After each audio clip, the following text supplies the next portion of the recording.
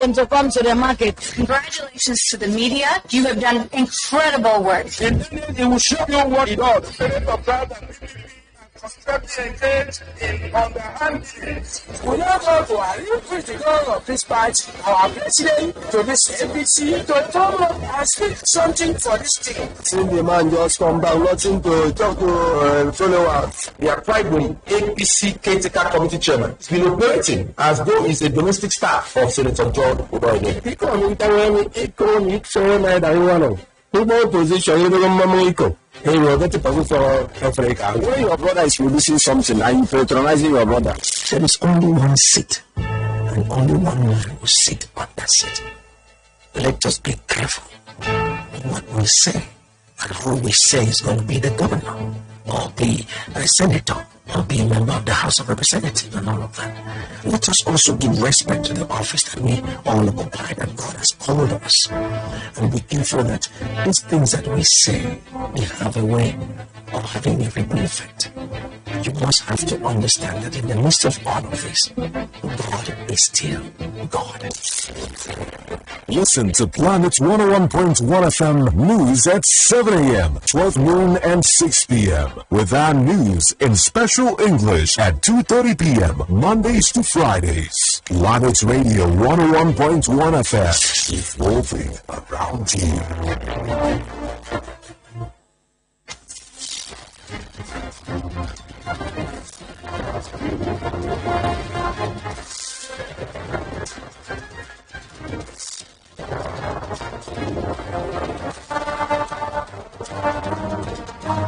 It's the news at noon. In the news, President Muhammadu Buhari issues fresh order to Nigeria Immigration Service on border control ahead of general election. INEC to deploy 707,384 presiding officers ahead of 2023 general election. Governorship candidate of YPP, Obong Bassey Albert, assures of massive infrastructure and tourism development in Uruan Local government area if elected. On the foreign scene, Spain government to hike minimum wage by 8%. In sports, British-Nigerian boxer Anthony Joshua says he wishes to fight Tyson Fury and Deontay Wilder before the end of 2023. Details coming up shortly.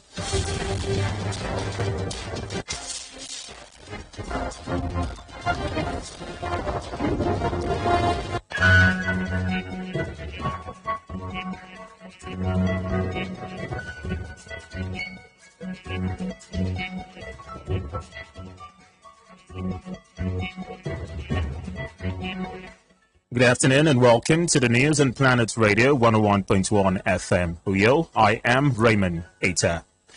We begin this afternoon with a report that President Muhammadu Buhari has directed the Nigeria Immigration Service, NIS, to enhance border surveillance and control ahead of the forthcoming general election this February. This was contained in a statement issued in Abuja by Shola Fashure, the media advisor to the Minister of Interior, Ralph Aregbesola. Aregbesola conveyed Buhari's directive while inaugurating the Katsina NIS Command Office and the rollout of the enhanced e-passports in the state. According to him, the president's order is that between now and the period that Nigeria concludes all the elections, the NIS should make the country's borders impregnable, even after the elections. Meanwhile, President Buhari has said that tolerance and understanding are vital to free elections. The president stated this in Jigawa when he inaugurated the landmark 5,700 hectares of the Hadija irrigation scheme.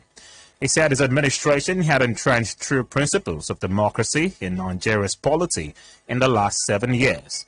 But this according to a statement signed by his special advisor on media and publicity, Femi Adesina.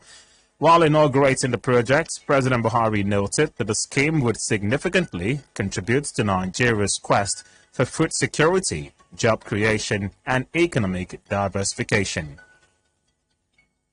On electoral matters, the Independent National Electoral Commission, INEC, says it will deploy 707,384 presiding officers for the general elections scheduled to commence on February 25.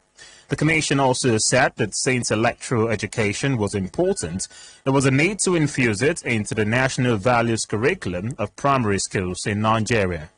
INEC National Commissioner and Chairman of its Information and Voter Education Committee, Festus Okoye, stated this during the public presentation of the Electoral Education Curriculum and Teacher's Guide for Primary Schools.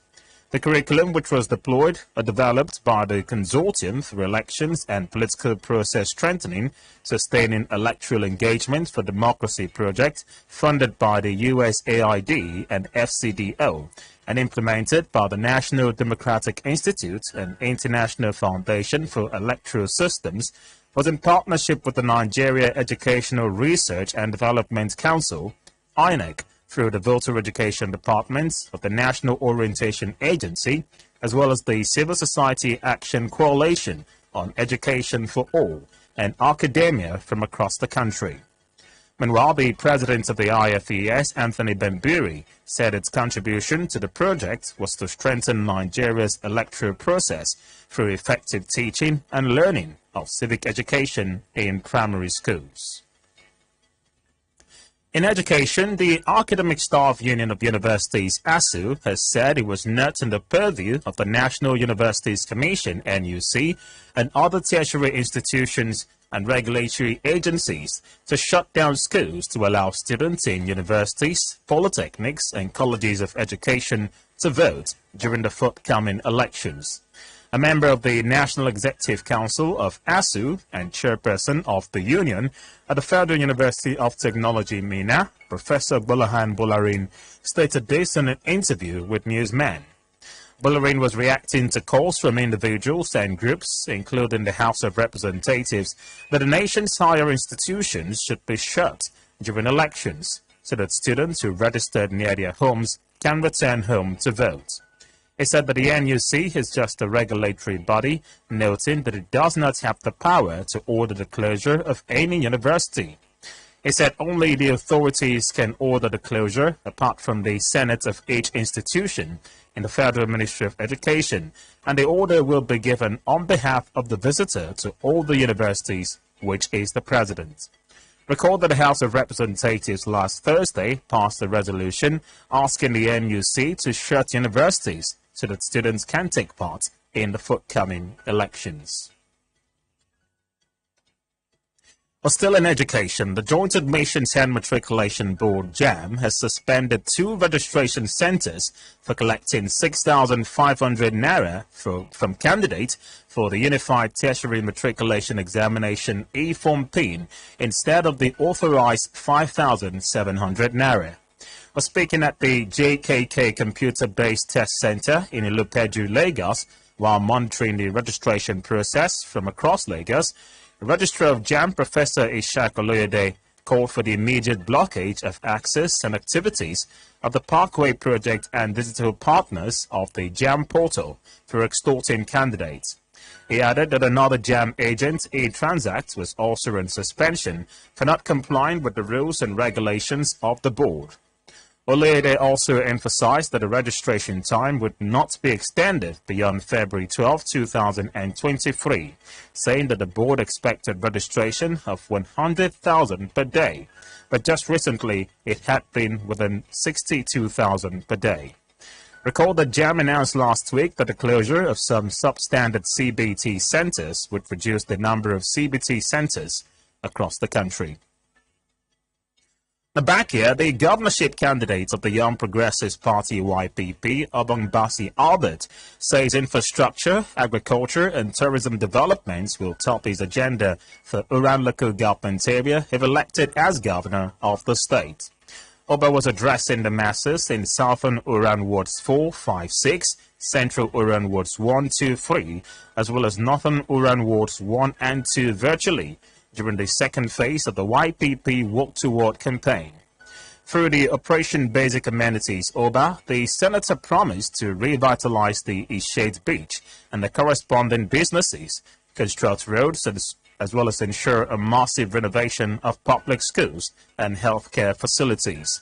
Oba also pledged to focus on agriculture and education in Uruan by establishing fish processing facilities, as well as create a cluster for boats and other equipment to aid water transportation.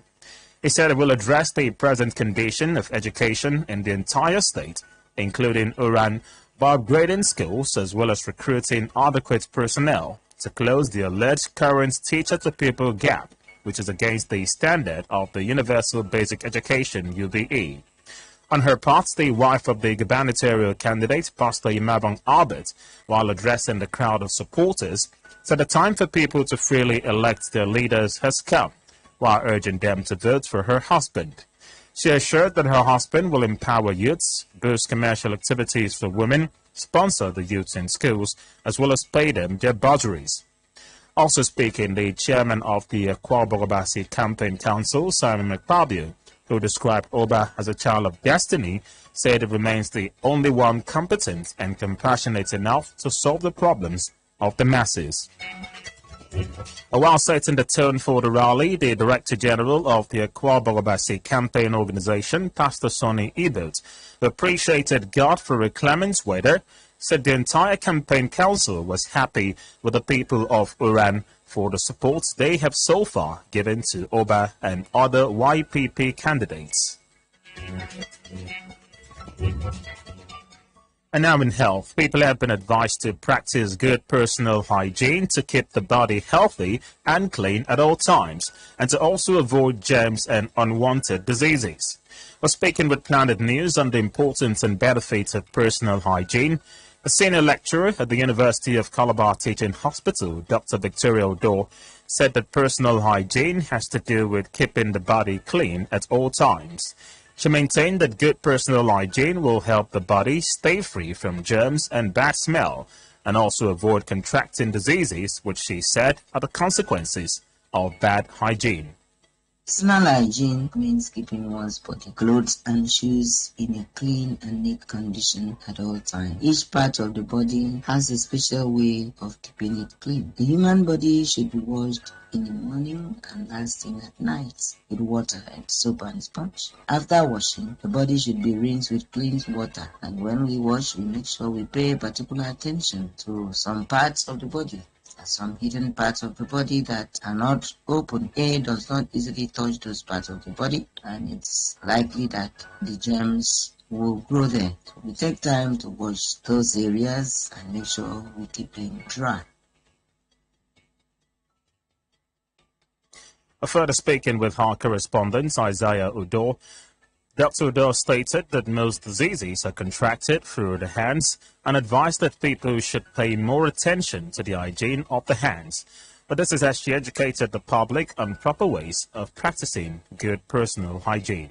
After each visit to the toilets, hands should be washed with soap and water. We cannot talk personal hygiene without talking about the clothes that we wear. We need to wash our clothes regularly, dry them, making sure that we do not turn dirty clothes. If we do this, we'll be able to maintain a good state of hygiene, and then we get rid of some of problems, diseases, which are the consequences of poor hygiene. Some of the diseases that may result from poor hygiene. You have to take care. That odor, ringworm, and athlete's foot can occur. So we need to, as a matter of consciousness, maintain a good personal hygiene.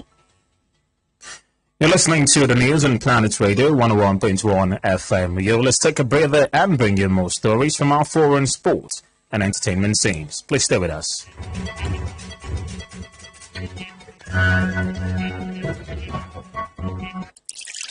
Healthy living begins with the choices one makes. Choosing to live healthy is the first step to healthy living. Join us Sundays 1:30 to 2 p.m. for Health Way. Awareness for healthy choices.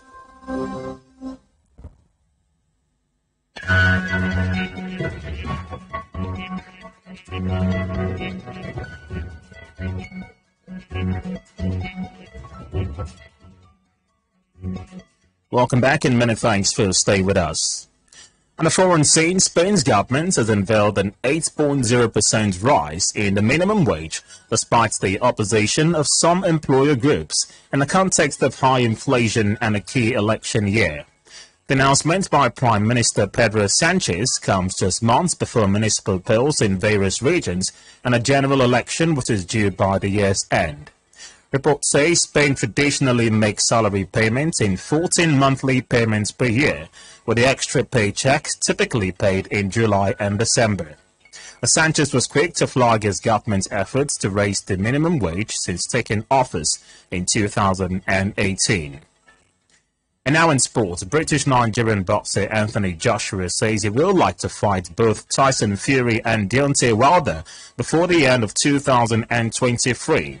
The former two-time unified heavyweight champion is in the rebuilding phase of his career after losing 3 out of his last 5 fights, including 2 to Alexander Usyk. The boxer is also considering a training camp move to the United States for a change of scenery. His promoter, Eddie Hearn, is planning a ring return for Joshua with a date of April 1st. The likely opponent is durable contender Jermaine Franklin. But should Joshua get through his return fight, he wants to jump straight to the top of the division once again with a big fight. According to reports, Joshua has long been in discussions to face Wilder and Fury throughout the years. And now in entertainment, American actor Jafar Jackson will be playing the role of his uncle and legendary pop star Michael Jackson in the singer's upcoming biopic. This was announced by the film's movie director Antoine Fuqua, who shared a picture of Jafar's transformation via Instagram. And while Jafar also posted the same picture and expressed his excitement regarding the project. In a press release, it was revealed that the biopic titled Michael will detail the high and low points of Jackson's life, including his most iconic performances that led to him becoming the greatest entertainer of all time. It's been the news on Planet Radio 101.1 FM. Before we go, here's a recap of the major stories.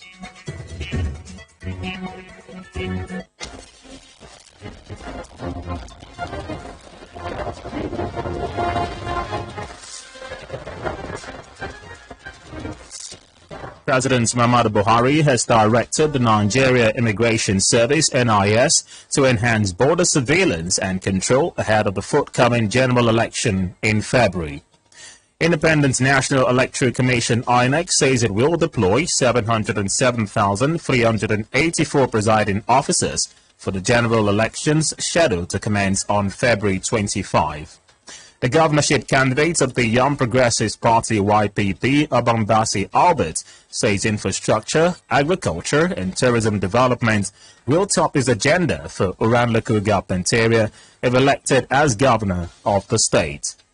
On the foreign scene, we told you that Spain's government has unveiled an 8.0% rise in the minimum wage despite opposition of employer groups in the context of high inflation and a key election year. And in sport, reported that British-Nigerian boxer Anthony Joshua says he would like to fight both Tyson Fury and Deontay Wilder before the end of 2023.